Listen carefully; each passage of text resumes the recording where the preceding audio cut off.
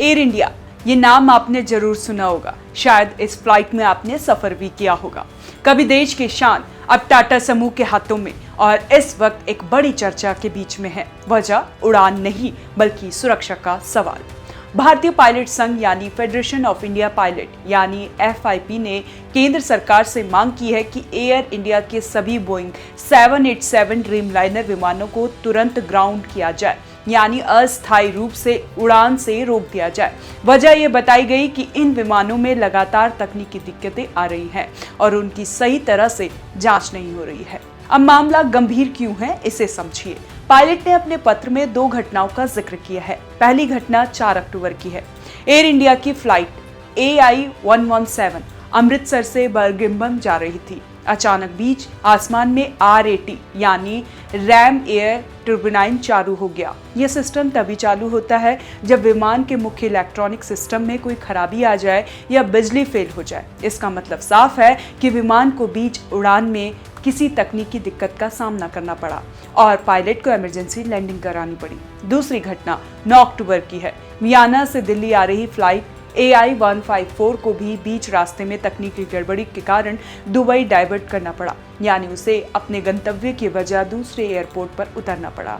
ये दोनों घटनाएं पायलट यूनियन के लिए चेतावनी की तरह थी। उनका कहना है कि एयर इंडिया के बोइंग 787 विमानों में लगातार तकनीकी गड़बड़ियां सामने आ रही है, खासकर इलेक्ट्रिकल सिस्टम फेलियर, लेकिन इनकी जांच गंभीरता से नहीं की जा रही है।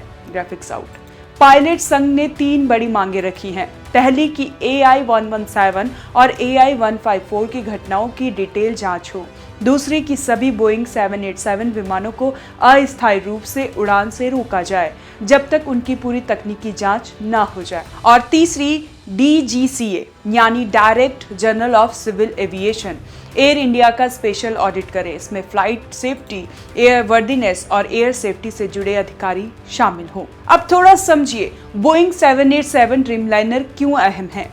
ये वही विमान है जो लंबी दूरी की इंटरनेशनल उड़ानों के लिए इस्तेमाल होते हैं। London, New York, Toronto, Sydney, Vancouver जैसे रूट्स पर इन्हीं से लोग सफर करते हैं। अगर ये विमान ग्राउंड होते हैं तो सीधा असर हजारों यात्रियों पर पड़ेगा, लेकिन अगर इनमें कोई तकनीकी खतरा है तो उड़ान जारी रखना भी जोखिम भरा है।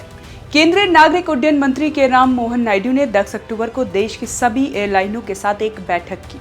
बैठक में यात्रियों की सुरक्षा और शिकायतकर्ता पर चर्चा हुई थी, लेकिन अब जब पायलट यूनियन ने एक पत्र भेजा है तो मामला और गर्मा गया है। इसका मतलब यह है कि एयरलाइनों के भीतर अभी असंतोष और चिंता है।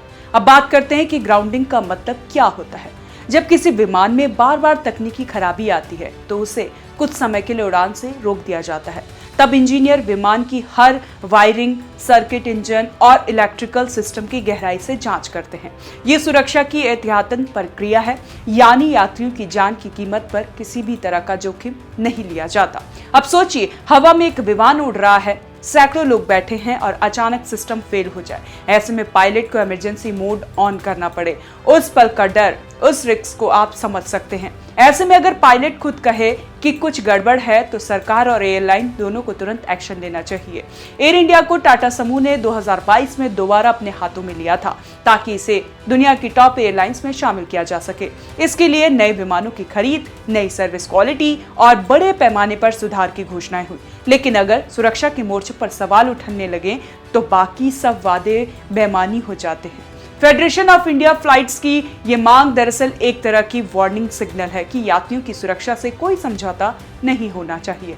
उड़ान भले रुक जाए लेकिन भरोसा नहीं टूटना चाहिए, क्योंकि एक बार भरोसा चला गया तो चाहे एयरलाइन कितनी भी ड्रीमलाइनर क्यों ना हो, वो नाइटमेयर बन जाती है। फिलहाल DGCA इस पूरे मामले की निगरानी कर रहा है। एयर इंडिया की ओर से इस पर कोई आधिकारिक बयान नहीं आया है, लेकिन अगर जल्द ही जांच शुरू नहीं हुई तो यात्रियों और क्रू दोनों की सुरक्षा पर खतरा बढ़ सकता है।